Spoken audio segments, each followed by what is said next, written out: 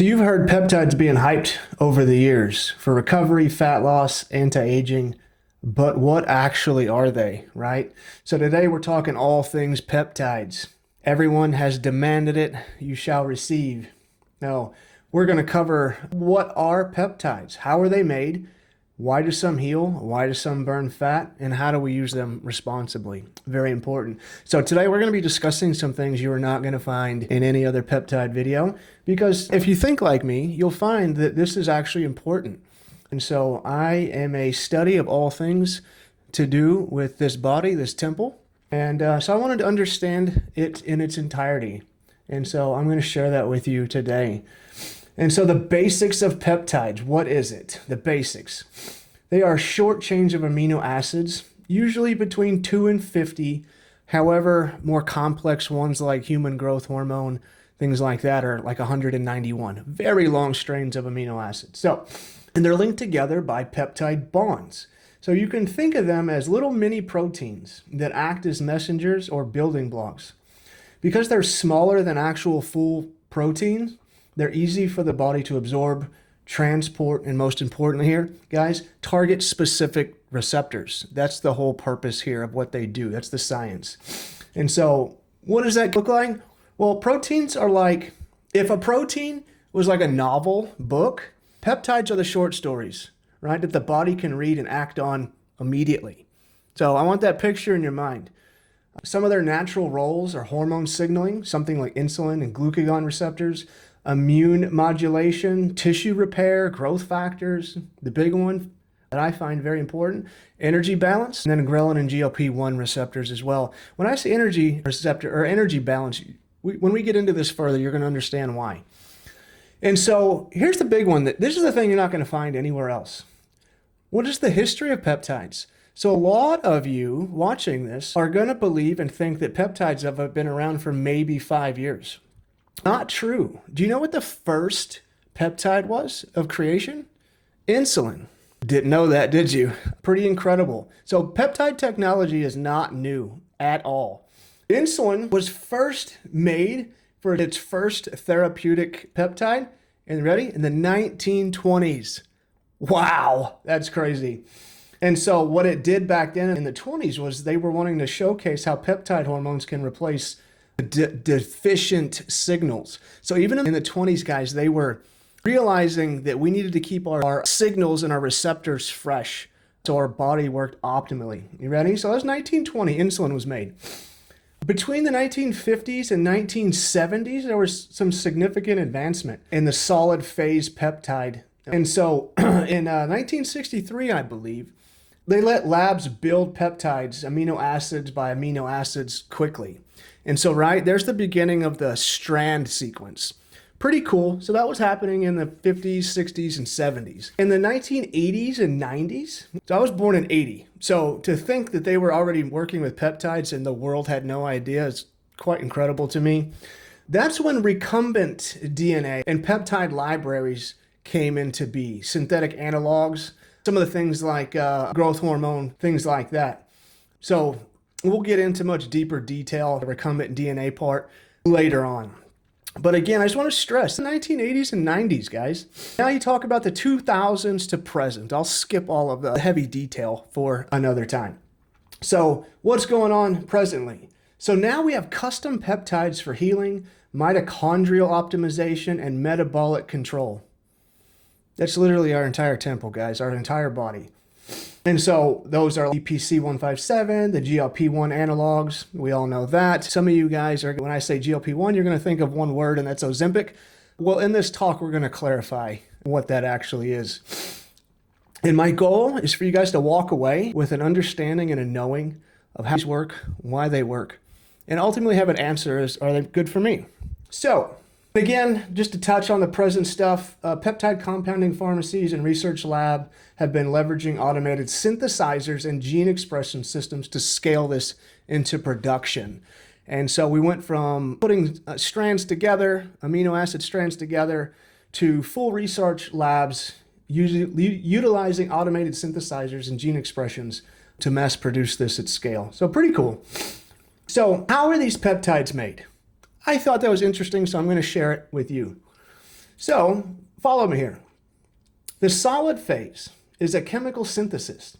So they're automated synthesizers that add amino acids sequentially on a resin bead, forming chains.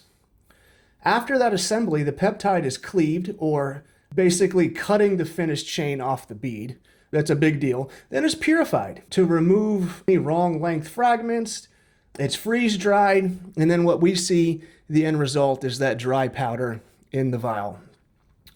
So now, remember I said I would come back to the recombinant DNA part? So the recombinant tech part of it is DNA coding for the peptide is inserted into bacteria, or yeast really, using plasmids, which is a gene splicing step. We'll just call it that. So cells act like peptide factories, secreting the target sequence, which is harvested, purified, and filtered. This route shines for longer peptides. So basically it allows for longer peptide strands, the GLP analogs and insulin, such things, where chemical synthesis would be extremely costly. So now they're talking about making things streamlined mass productions at a cheaper route. So I want to kind of talk about that for a second. So what we just discovered was that what they do is they take splices of the peptide, they insert it into yeast, they let it grow, ferment. I'm thinking about, I'm Italian. I'm thinking about making bread right now when I'm talking about this. So it's similar kind of thing. It's kind of like how alcohol is made, really, if you guys know that process.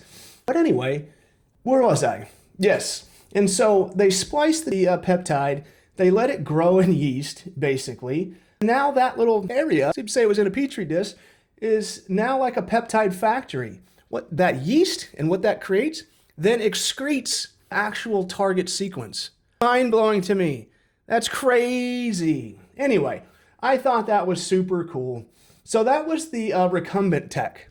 And if you guys, any are growth hormone users out here watching this video, you guys are going to see on every box or vial of human growth hormone, it says recombinant. There's the process. Now you know how that's made. Now, the gene splicing role, so that's mostly confined to the recombinant workflow, where engineers stitch the peptides or their DNA template into microbial genomes so the organism expresses it on command. Just going back, similar to the recombinant tech, but this is more of a, I would say, microscope down explanation. After that, it goes through quality checks. Thank you. After synthesis, labs run mass spectrometry, which confirms the molecular weight. It goes through a liquid chromatography, which is looking for purity, endotoxin and sterility assays, which occasionally a peptide mapping to ensure every batch is legit before it reaches compounding. Thank you. So after every set, they check for its molecular weight, make sure it's good. They're looking for purity, and they're looking for how sterile it is, and it better be sterile. This is a good point for me to add. Where I get my peptides, I'm not a promoter. I'm not associated with them at all.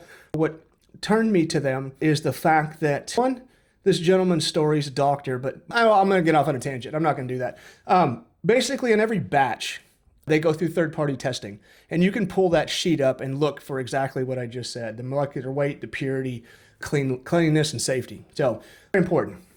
Now we're going to break into some stuff, some categories, and some of the key peptides that we're all hearing about. So I'm going to start with healing and tissue repair. What peptides are good for those? One, you're going to know this one, BPC 157. You ready? This is actually made in the gastric juice in our gut. Super cool. It's derived from collagen synthesis, nitric oxide signaling. What it does is it speeds tendon and ligament healing and gut repair. Tara has had extremely good results when it comes to just gut repair. She dealt with, her whole life, she's going to hate me for this, for bloating and just being uncomfortable, and there's always a problem. And we diagnosed this thing. It wasn't the foods. It was decades of battle, but we introduced BPC. She no longer takes any other supplements or pills or anything else, and her gut has never been better. So there's our little personal testimony of BPC 157 when it comes to the gut. The other one is TB500. That mobilizes actin and promotes cell migration and angiogenesis. That's for repairing soft tissue. It reduces inflammation. The TB500 that's something we can get into cycles, or should be cycled, and we're going to get into that in a moment. Don't worry. And then the third one I brought on here, not to go on forever, healing and tissue repair is going to be the GHKCU. So that is a copper binding tripeptide. It increases collagen, nerve outgrowth. They also make it in a topical. I can't speak on that. Maybe that could be something if you guys want, we can do a deep dive on some of that. And again, I'm going to go into, trust me, I'm going to get in here and we're going to talk about what can be taken orally and what must be taken subcutaneously. So don't worry, we'll get there. And so basically, these healing and tissue repairs, in plain language, what are we talking about here? They act like a construction foreman, if you could imagine a construction site. They are the bosses. What they're doing is they're calling new blood vessels into play. They're directing fibroblast. And most importantly, they're reducing inflammation or the noise in your body so the tissue can remodel faster. Matter of fact, I should do a deep dive on inflammation because there are three major things that cause all sicknesses, diseases, and cancers. And one of them is inflammation in the body. So we'll deep dive on that. If you guys are interested, tell me in the comments because I'd love to know. And I love this stuff, so I could deep dive all day long. So the next thing I have on the list is mitochondrial function. This is so important, guys. And these are things we were never taught. Your school didn't teach you. Your doctors didn't teach you. Society didn't teach you. Nobody taught you. And when we're done with this, you're probably going to understand why. I'll leave it at that. So mitochondrial function. One of the ones that is number one on my list is MOTC. So that is actually a mitochondrial-derived peptide that activates its main role as AMPK, and that enhances glucose uptake and increases fatty acid oxidation. That's big, guys. We're talking about utilizing glucose more efficiently. For you diabetics, I'm talking to you. Very important. It improves insulin sensitivity. Diabetics, I'm talking to you. Endurance and metabolic health. This is something that you usually cycle as well. Well, you know what? I'm going to get into the cycling later. I'm not going to get into dosages, and we can do that maybe in another deep dive, or to be honest, I'd probably like to do that on a personal sort of one-on-one basis. But the other one is for mitochondrial function is SS31. That targets the inner mitochondrial membrane, stabilizing electron transport chains and used for mitochondrial myopathesis. Eye and cardiac support, it goes on and on. However, what I want you to really focus on is the mitochondrial membrane and the electron transport. This might be a good time for me to give a brief description of what is mitochondria. Mitochondria is literally the nuclear factory of every cell. And the way our body is supposed to work is we shed cells, trillions of them a day, and remake trillion cells a day. That's what keeps us healthy, fresh, energetic, right? So the mitochondria is the nuclear factory in every cell. It's what controls and signals literally everything, guys. So how can I paint this picture? So when a cell dies, in its DNA code, it's supposed to break off into two more. When those dies, they break off into two more. You get the idea. Well, for a lot of us, and it's not our fault, but it is today, but through our environment with heavy chemicals and metals, through our crappy diet, through our sedimentary lifestyle, our mitochondria is not functioning properly, which means your cells are not flushing, new cells, good cells are not being created. And that, guys, I'll leave it at this. It's a slow death. Sorry. It's a slow death, and so slow you guys don't notice it. One of the key things you could experience when you start to function, build up your mitochondria, higher energy, right? Because your body is focusing on growing and getting better, and it's not trying to work so hard on flushing out all the crap. It's a good time to say, when we have too many bad cells in our body, they lump up together and they form what? They form masses.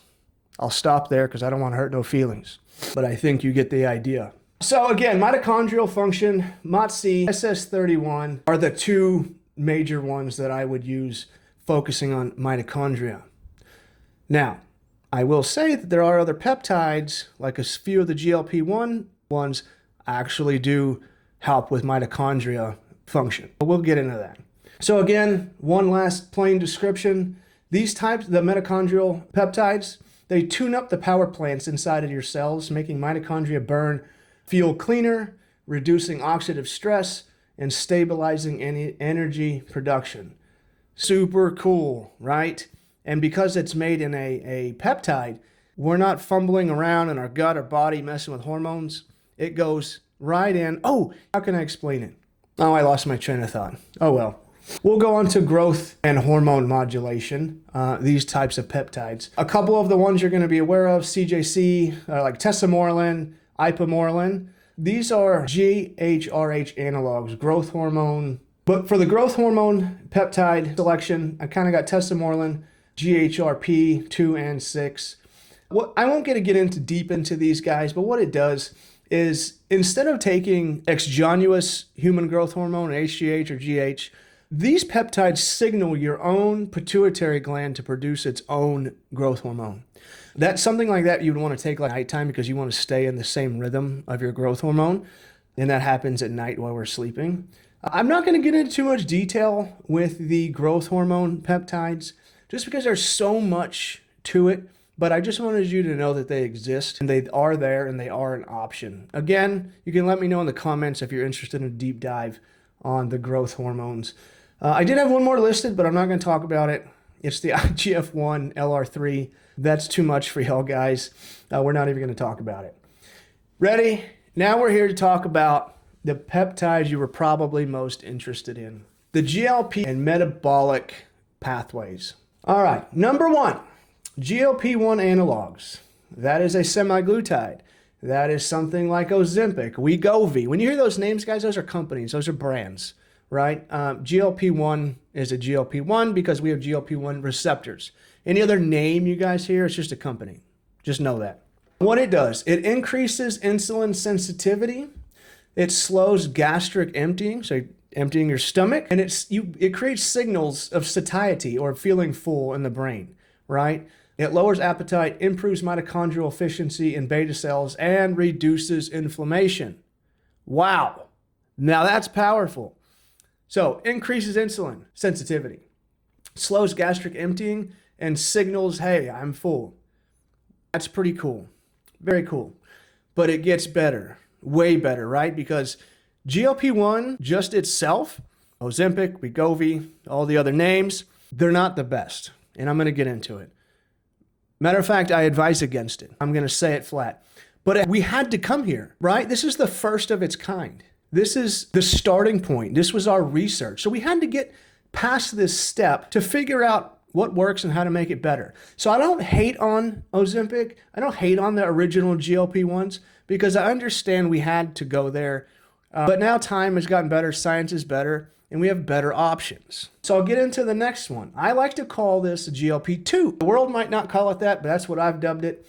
The reason I call it GLP-2 because instead of working on the one pathway of GLP-1 receptors, it works on two pathways.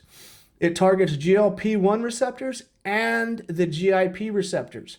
The GIP improves insulin secretion and adipocyte metabolism, if I even said that right, metabolism. In basic, guys, greater mitochondrial biogenesis and enhanced fat oxidation. So I'll dumb that down a little bit. It improves insulin secretion. Remember, that is on GIP. The GLP receptor increases insulin sensitivity. So now with the GLP-2, which I didn't name, tirzepatide, that's the GLP-2, if you will, that was the second evolution. That was second step into this process. And it does something even better than Ozempic. And so if you can paint this picture, you've got the peptide hitting the GLP-1 receptor, which is increasing insulin sensitivity. And then you got the GIP that comes in and improves insulin secretion. So basically, guys, we're improving how our pancreas works and how our insulin functions. Guys, that is your metabolism. You guys are interested in fat loss. You guys need to understand how this works, right? That's how that works. Now, my favorite one is the GLP-3. Again, I'm the one that dubbed it that. It is a triple agonist. GLP-1, GIP, and the big daddy of them all, the glucagon receptor. And who does that? You know it. Retatrutide is the most amazing thing I have seen for human health since testosterone in the 40s, maybe 50s. Absolutely incredible, life-changing. And again, this is just me. I don't sell any products. I'm not a part of any company. This is just me to you, man. So retatrutide, it adds glucagon receptor activation. What does that do? It boosts your resting energy expenditure and mobilizes fat. And then it drives the mitochondrial uncoupling and the browning of adipose tissue, leading to a significant fat loss beyond appetite suppression. So what do we have here? We've got increased insulin sensitivity. We've got better insulin secretion. And now with retatrutide, we got the third impact on the body. This is huge. It raises our resting energy expenditure. What does that mean? That means while I'm sitting here in this chair, because I'm taking retatrutide, instead of burning 100 calories an hour, I'm making it up, I'm now burning 300 calories an hour. My body's just functioning better. That's what resting energy expenditure is. Mobilizing fat. When I talked about the brown adipose tissue, so there's a process. When fat cells are being broken down, it converts itself to a brown adipose tissue. That then can be broken down, used for energy, and gotten rid of, lose weight. Super cool. I could talk about retatrutide forever, but just know that it is enhancing just about every metabolic function in your body. Ready? So I'm going to give you a kind of human language. What in the hell did I just cover? If GLP-1, we're going to paint a picture here. If GLP-1, GLP-1 is like a full book. I like the book analogy. It's like a whole entire book that your intestines send to your brain and pancreas after you eat. And analog drugs, these peptides, keep that message broadcasting longer so that you eat less and process carbs cleaner. I hope I could drive that one home. I was a little messy in it. But GLP-1 is like an entire book of message that your gut sends to your brain after you eat a meal. And then what it's doing is it keeps that signal, that broadcast to our brain open longer. Instead of just a little text message, hey, we downloaded an entire book and it takes it a while, right? So it means that it has a longer time to process, which means the system is running longer. I hope that makes sense. GIP. So that is like the sous chef that preps insulin release, right? It doesn't do a whole lot on its own. It just helps out with insulin release. But when it's paired with the GLP-1, ready? It coordinates fat cells to store fuel safely and then release it as needed or when needed. Very cool. And trust me, this is a big darn deal when it comes to mobilizing fat in our metabolism. And then we add again the big daddy, glucagon. Ready? This is so powerful. Ready? Glucagon is an emergency fuel signal.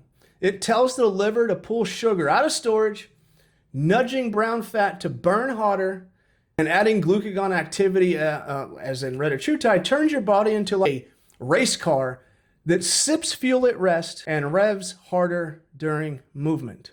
Does that make sense? That's crazy. And I hope that hits the way I'm trying to bring it across. So of all the other ones, GLP-1, if those are nice signals telling the body how to mobilize fat and insulin better, glucagon tells the body, hey, we are in an emergency here. I need you to pull that stupid sugar out of my liver, put it to use. I need you to burn this brown fat off my body, and I need it gone now. That's how that works, guys. Very cool. Why retatrutide? They layer the appetite control of GLP-1, the insulin tuning of GIP, and metabolism accelerator of glucagon. What does that do again? Faster mitochondrial upgrades, higher resting calorie burn, and a much deeper fat loss with better muscle prevention. I will add that with the original GLP-1, there are many studies, I may put it up here, there are many studies where people lost, and this is an example, lost 100 pounds, where over 50% of it was bone and muscle tissue. Not good at all. I'm not going to beat anybody down that takes GLP-1 or Ozempic. However, read the studies. No bueno. All right, so let's talk about how the hell do we use this stuff? All right, we talked about the history, what it is at its core, some of the key topics from healing to growth to fat loss. And now we're interested, and now it's like, what the hell do I do with it? So the supplies that we'll need is BAC water, I'm not going to say it, water, an insulin syringe, alcohol wipes, and of course your peptide vial. Again, I mentioned in there that it's freeze dries, and you will see it comes in a powdered form at the bottom of the vial. Reconstitution is putting the BAC water in and mixing it up, right? So you clean the top of the vial, you draw the desired amount of BAC water, and you inject it very slowly along the side of the bottle. Very important. Remember we talked about how sensitive these are. Very sensitive. So we just swirl it around in your fingers a little bit. We're not making a margarita here, so be easy. Dosing, I'm not going to get into it for lots of reasons. Again, we can talk about that maybe one-on-one. I'll leave it there. And then sub-Q, anywhere around the abdomen, you literally just, that's the tiniest little prick. You just get it under the skin. That's what subcutaneous or sub-Q means, just under the skin. Now, let's talk about some cycling, because that was one of the things I wanted to know in the beginning as well. Which ones do I need to cycle? Which ones can I take for a long period of time, right? Because these are amazing. One, if I can afford it. Two, why would I not want this in my body constantly, right? That was my thought. So healing peptides at the suggested dose, leave it there. At the suggested dose for an emergency, if there's an injury, you would put that in under the skin at the site of the injury, and we would do a higher dose for 4 to 6 weeks. That's to fix major issues. You'll do that with both BPC and TB500. I will add that BPC and lower dosages can be taken for a much longer time period, potentially forever. And right now, there's no side effects shown after several years of use, so I feel pretty confident in saying that. Now, the mitochondrial peptides like MOTS and SS31, again, it's suggested to take those in 6 to 8 weeks cycles or blocks, whatever you want to call them.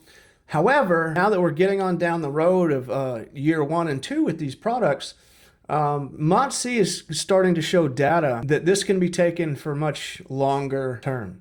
Now, I'm throwing in, you might want to analyze the dosage, and then the GLPs. So the GLPs, can we take those forever? They can be taken long term, but you're going to need to monitor some things, because yes, I'm making it sound simple, easy. These are making big changes in your body, and so you need to monitor some things. Monitoring your weight, monitoring your strength. You want to make sure you're holding your muscle mass. You want to, if you have insulin sensitivity issues, hypoglycemic, diabetic, you're going to want to monitor this. This is not to scare you, but I'm talking about for long-term use. Say you're taking this for 6-7 months. You don't want to see yourself dwindling away. We'll put it that way. Because if you're not responsible, at these higher dosages, I've had clients that just struggle eating. But I have found much lower doses yield a full benefit, and I eat just fine maintaining muscle mass. So I think I'm a good analogy for that. So some tips I would give is when it comes to GLPs, explicitly start low.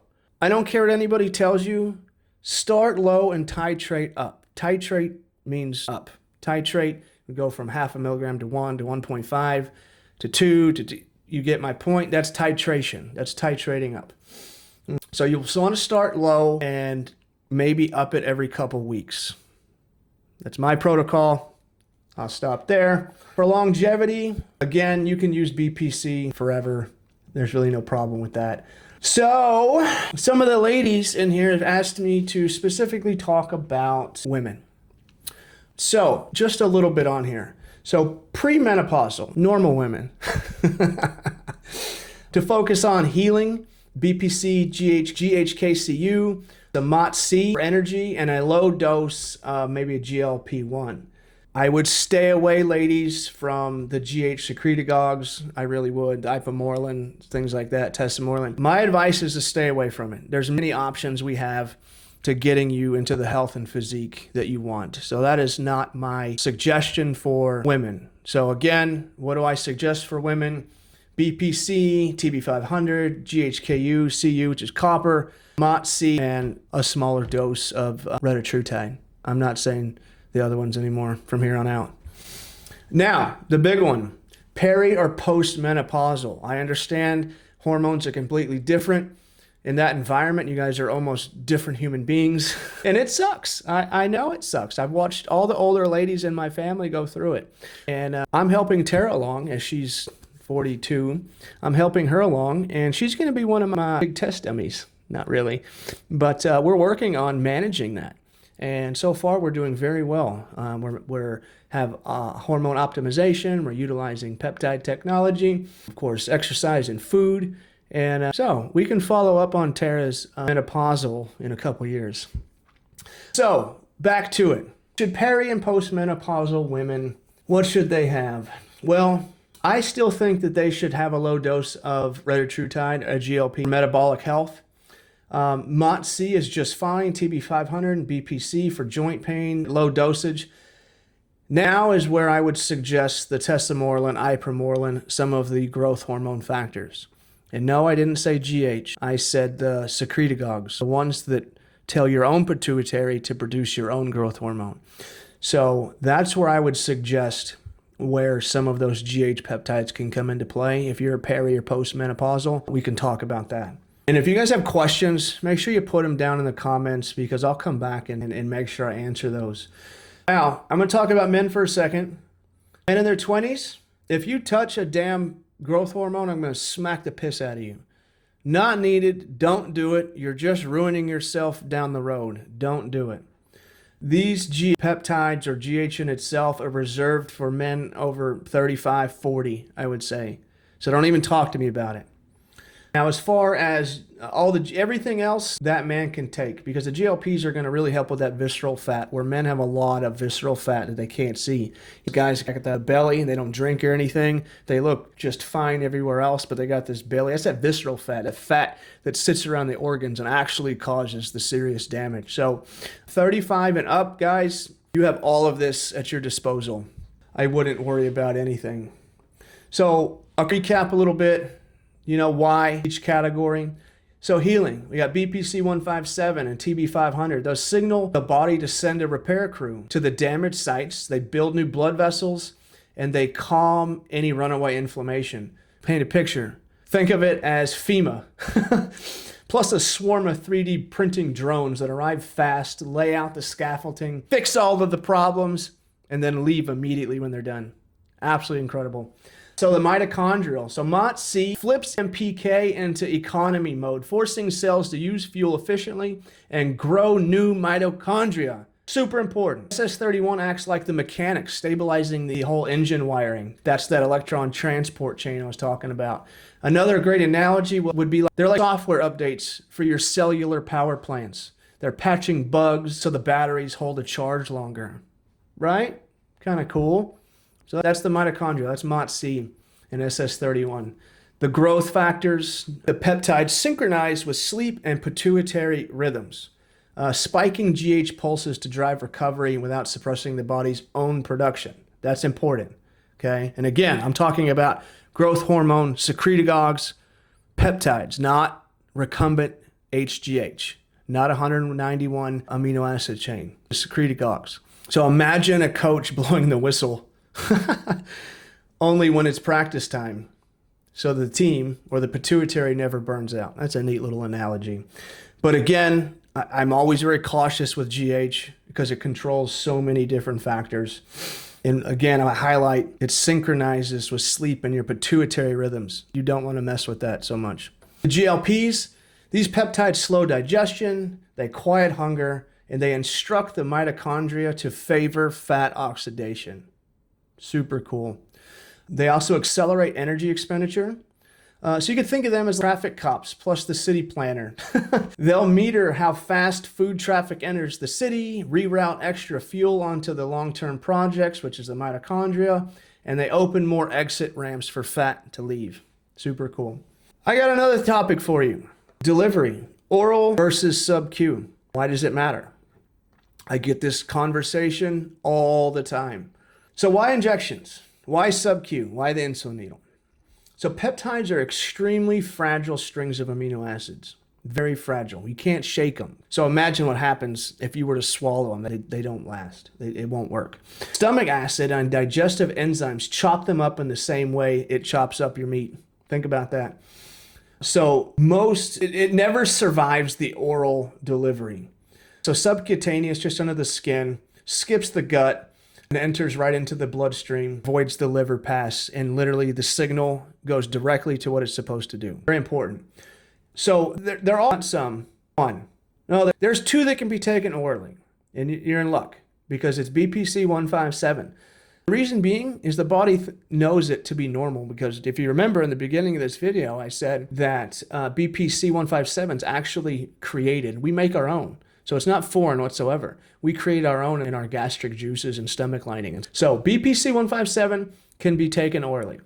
KPV, it's like an anti-inflammatory. I don't really use that. I don't know too many people that do, but that is another one that can be taken. Now, I will add this because I did catch it. I did see it. The world is claiming that there is a semi-glutide or a GLP-1 that can be taken orally. They call it Ribelsis, some snack absorption enhancer. The only way I know of that can work is if they can wrap it in a fat lining. And it's supposedly that fat lining, and it works in other supplements, so I understand the science. It will pass through the gut and make its first pass to the liver before it breaks down that lipid casing, that fat casing. And the goal is that hopefully it passes through, and when it gets on the other side, just the string of amino acids is available to use. Not a whole lot of science on that, guys, for peptides. I encourage you to stay away. I don't want to get into any legal stuff. That's just my advice. I'm actually going to shut up. But all of the other ones we just discussed are all sub-Q. Every single one of them. Don't ask. Don't look. Now the world, I am going to say it, sorry. The World Society, Big Pharma, they're going to try to sell you an oral version because it sounds neat and cute. And they're going to assume you don't understand. But what they don't know is you watch this video and you are well versed in peptides. So it ain't going to work on you. What else do we got here, guys? I guess that's kind of it. And you guys can, I don't want this to run too long, but I wanted to give you what I thought was some really important information. We talked about peptides as targeting tools for healing and energy and growth and fat loss. I will encourage a few things. You monitor all these very well if you decide to use them. We can get into some other peptide talks down the road. I would encourage you to get lab work done. With or without peptide, you should be doing that anyway. Because the idea, we can look at ourselves, but none of us, not even me, knows what's going on the inside. So if it's been a couple of years and you haven't gotten full lab blood work done, please go do it. Because you're guessing if you don't do that. And this is the only tempo we get, guys. There's no guessing around here. You're hoping and praying that everything's functioning inside. And sorry, guys, but right now a lot of people are ill. A lot of people are sick, full of ailments and diseases and sickness. So the odds there might be something going on are a lot higher than they used to be. I'd say that. But that's all I got for this, guys. I hope you got a lot out of it. And again, if you guys have specific questions, be sure to put them in the comments below. I will come back. And if you guys have anything you'd like me to really dive deeper into, please tell me. I'm excited to be doing this for you guys. So until the next one, y'all stay blessed, healthy, happy, and free.